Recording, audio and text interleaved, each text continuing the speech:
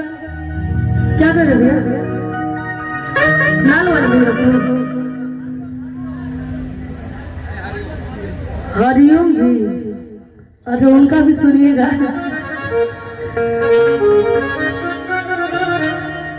आई कहीं भी लड़का चैनल को मोनेटाइज करवा दीजिए मैडम।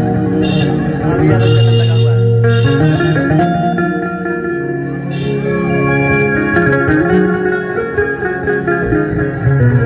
बहुत ही प्यारा सॉन्ग। कि लाली लाली होठावा से और बरसे लालिया हो की रस चूमिला।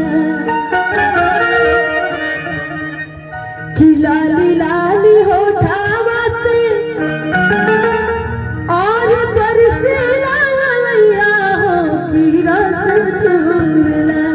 जय हो आपके पेड़ सब नहीं बा हाँ नजर के साथ कि जैसे या बाबा के मुझर से रस चूमिला। ओ की रस चूमिला। तब लड़की कहतिया का कहतिया कि लाज वाला पतिया ना और लागे वाला पतिया ना कि तोहर राजा हो करे जा चूमिला। हो करे जा चूमिला। कि राउर मीठी मीठी बोलिया करे जा चूमिला। हो करे जा चूमिला। रवि भी चेला पर आगे बात कि लाली लाली हो लाली लाली हो बरस लालिया हो की रस चूमिला। लाली लाली हो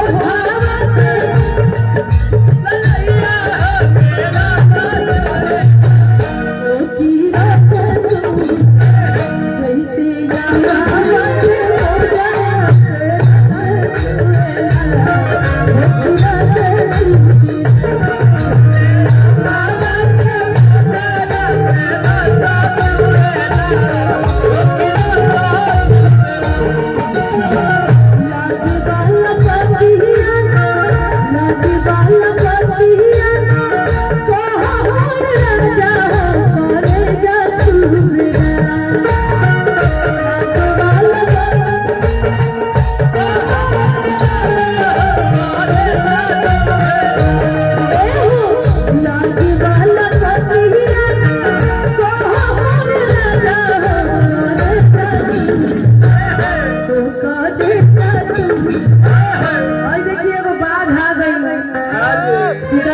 जैसे अब खाता खुल जाए। कि लागे वाला पतिया ना और तोहर राजा हो करे जा चूमिला। हो करे जा चूमिला। राम मीठी बोलिया करे जा चूमिला। हो करे जा चूमिला।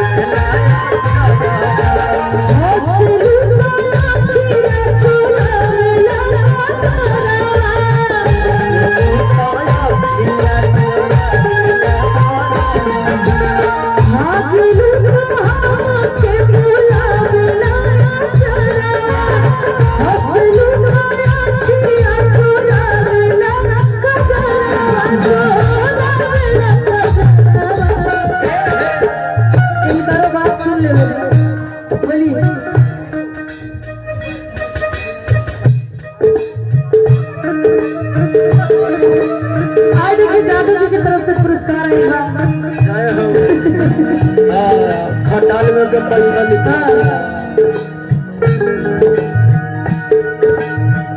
जिया के जजाल भाई जिया के जजाल भाई हमारी सुरतिया दादा होता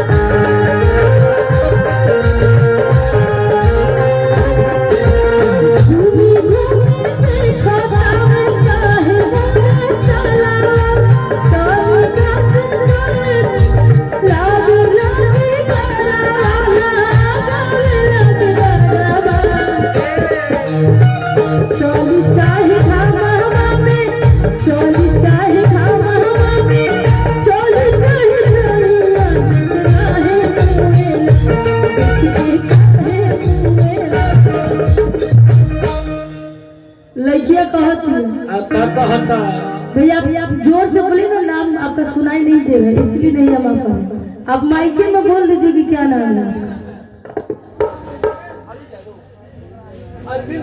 अच्छा अरविंद यादव जी की तरफ से लाखों लाखों रुपया के पुरस्कार। जय हो लाख लाख रुपया। हाँ अरविंद भैया अगर आपका नाम एक आध बार भूल जाएंगे ना तो अभी 100 टकिया नहीं 500 टकिया दे किया दिलाएगा। 500 की दे के नाम सुधरवा लीजिएगा। दिक्कत हो जाएगी। आधार कार्ड भी बनता है यहाँ पर। हाँ तुम तो धोखेबाज हो वादा करके